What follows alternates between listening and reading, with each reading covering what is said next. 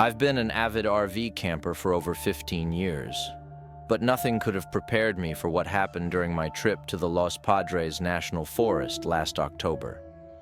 My wife Sarah and I had just purchased a new 28-foot Airstream, and we were eager to break it in with a weekend getaway. After hours of research, I found what seemed to be a secluded, unofficial campsite off Highway 33, about 20 miles north of Ojai. The drive started normally enough. We left Los Angeles around noon, hoping to set up camp before sunset. As we turned off the main highway onto a narrow dirt road, our GPS signal started to fade. I wasn't too concerned. I'd marked the coordinates and had a paper map as backup. The road wound deeper into the forest, pine trees pressing in on both sides, their branches scraping against our RV's exterior like skeletal fingers. After about 40 minutes of careful driving, we reached what appeared to be our destination, a small clearing surrounded by dense woods. The spot was perfect, almost too perfect. A flat area large enough for our RV, a natural fire pit, and even a makeshift wooden bench someone had left behind. The only odd thing was the complete absence of tire tracks or any signs that others had camped there recently. As Sarah and I set up camp, I couldn't shake the feeling that something was off. The forest was unusually quiet. No birds, no rustling leaves, just an oppressive silence that seemed to watch our every move. We tried to brush it off, chalking it up to the changing season and approaching winter. That night, after a simple dinner of grilled hot dogs and beans, we sat around the campfire sharing stories and enjoying the solitude. Around midnight, Sarah headed into the RV to sleep while I stayed up to ensure the fire was properly extinguished. That's when I noticed the first strange thing. Our supplies had been subtly rearranged. Items we'd left on the picnic table were in slightly different positions. I convinced myself it was just the wind. At 3 a.m., I jolted awake to the sound of wood splintering. It came from outside near the old bench. Sarah was still sound asleep. I grabbed my flashlight and phone, hands trembling as I approached the RV door. Through the window, I could see the bench. It had been completely destroyed, as if something had smashed it to pieces. But that wasn't what made my blood run cold. There, in the beam of my flashlight, I saw fresh claw marks on the scattered wood. Not from a bear or mountain lion. These were different. The marks were deliberate, arranged in distinct patterns that looked almost like primitive symbols. My hands shaking, I snapped a few photos with my phone. The next morning, I showed Sarah the pictures, but they were completely black, as if I'd taken them with the lens covered. The bench was still destroyed, but the claw marks had vanished. We packed up immediately, but as we were pulling away, I glanced in the rearview mirror. Through the trees, I swear I saw something moving. Something that walked upright but wasn't quite human. 2 weeks later, I tried to find the spot again, wanting to prove to myself that there was a logical explanation. But the dirt road that led to our campsite seemed to have vanished, as if it never existed. I've searched maps, satellite images, and hiking forums, but I've never found any reference to that clearing. Sometimes late at night, I look at my phone's photo gallery, scrolling to that date.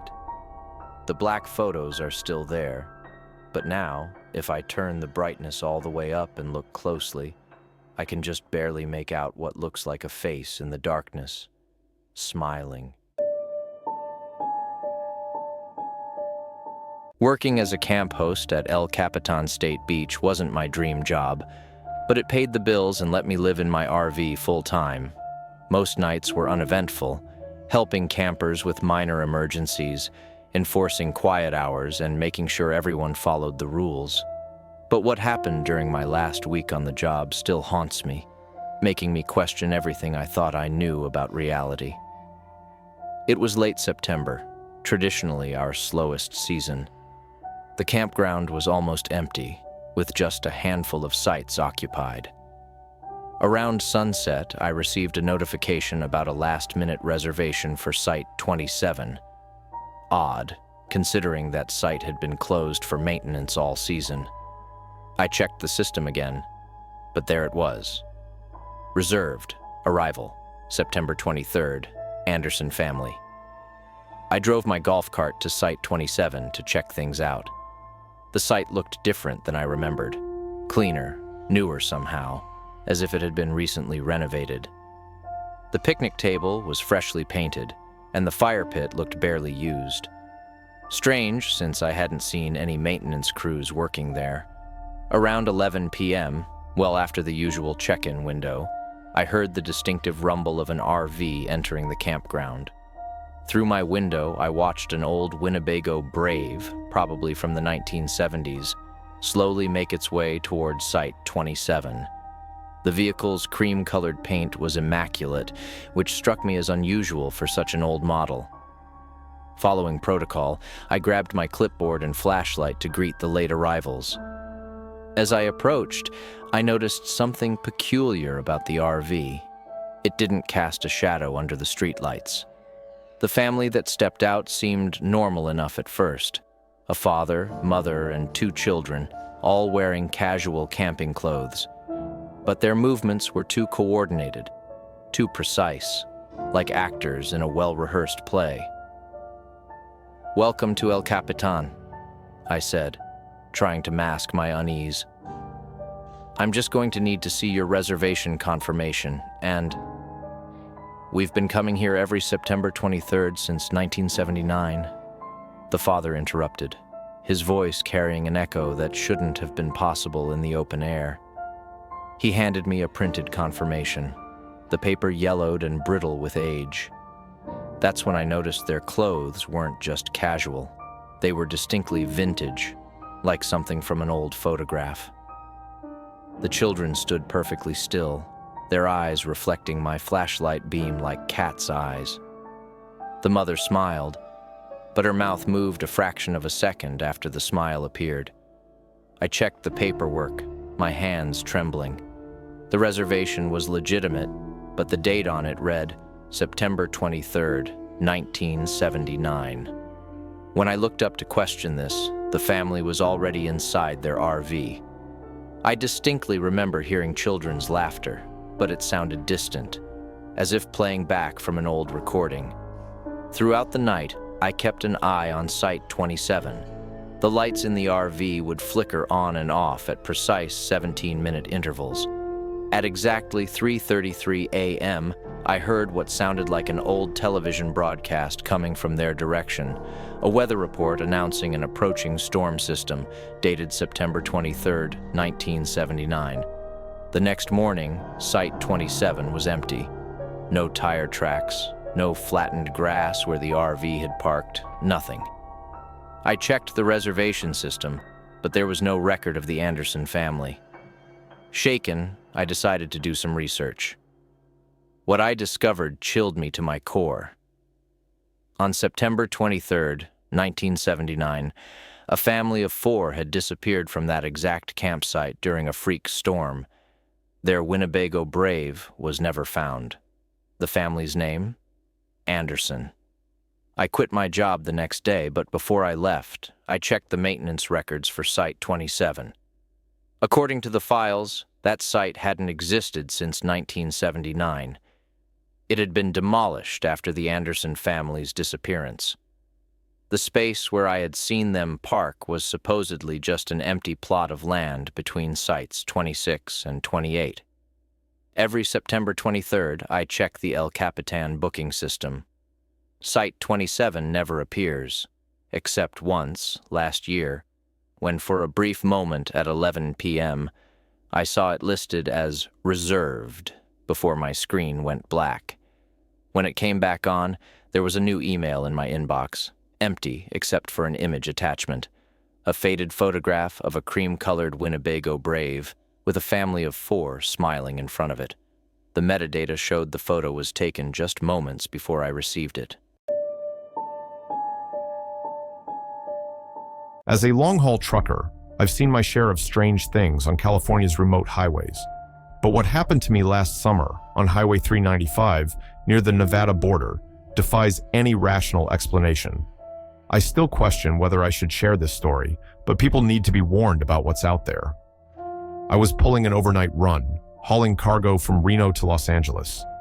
Around 2 a.m., just past the town of Independence, I spotted an RV pulled over on the shoulder, hazard lights blinking. Being a former RV owner myself, I knew how tough breakdowns could be in such a desolate area. Against my better judgment, I decided to stop and help. The RV was a newer model Gulfstream, pristine white, except for a layer of dust that seemed to glow under my truck's headlights. As I pulled over, I noticed something odd. Despite the hazard lights, I couldn't see anyone inside or around the vehicle. I grabbed my flashlight and approached cautiously, the desert wind whipping dust devils across the empty highway. "Hello," I called out. "Anyone need assistance?" No response, but I heard what sounded like a radio playing faintly from inside. Strange, staticky music that didn't quite sound like any song I recognized. The RV's door was slightly ajar. Professional instincts told me to get back in my truck and drive away, but something compelled me to look inside. The interior lights were on, revealing a scene that stopped me in my tracks. The RV looked lived in, coffee still steaming on the counter, phones charging, tablets displaying active GPS maps. A child-stuffed animal lay on the floor, as if dropped in a hurry. But there was no sign of the occupants. That's when I noticed the temperature had dropped dramatically. My breath fogged in front of me, despite it being a warm summer night. The static from the radio grew louder, and beneath it, I could hear what sounded like voices, having a conversation in reverse. I pulled out my phone to call Highway Patrol, but the screen displayed only random symbols before going dark. When I looked up, I realized something that made my skin crawl. All the items in the RV that indicated recent human presence were now decades old. The coffee cup was rusted, the phones were vintage models covered in dust, and the tablets had transformed into ancient, yellowed maps. Movement caught my eye outside the window. Across the highway, in the desert, I saw what looked like people walking slowly into the darkness. A man, a woman, and 2 children, their forms somehow wrong, like watching a video played at half speed. They moved in perfect synchronization, and though they were heading away from the highway, they seemed to be getting larger rather than smaller. I ran back to my truck, hands shaking so badly I could barely get the key in the ignition. As I pulled away, I glanced in my side mirror. The RV was gone. In its place stood 4 figures, their bodies elongated and swaying like desert grass in the wind, all facing my direction. I drove straight to the next town and reported what I'd seen to the local police. They were surprisingly unsurprised. The officer took my statement and then showed me something on his computer. A series of reports spanning back to 1976, all describing nearly identical incidents on that same stretch of highway. RVs appearing and disappearing, families vanishing, and strange figures in the desert. Each incident occurred exactly 10 years apart to the day. The officer suggested I keep this information to myself, but I can't stay silent anymore. You see, I did some calculations recently. The next incident should occur this summer. But here's what truly terrifies me. Every previous witness reported seeing 4 figures in the desert. In my rearview mirror that night, just for a split second before they vanished, I could have sworn I saw 5. The 5th figure was wearing the exact same clothes I had on. I've changed careers since then, taking a desk job in the city. But sometimes, when I close my eyes, I still see those figures in the desert. And lately, I've been having this recurring dream where I'm standing on Highway 395, watching my past self pull over to help an RV with its hazard lights blinking. In the dream, I try to warn myself to drive away, but no sound comes out. And every time, just before I wake up, I turn around to see 4 other figures standing behind me, waiting patiently for the next traveler to stop.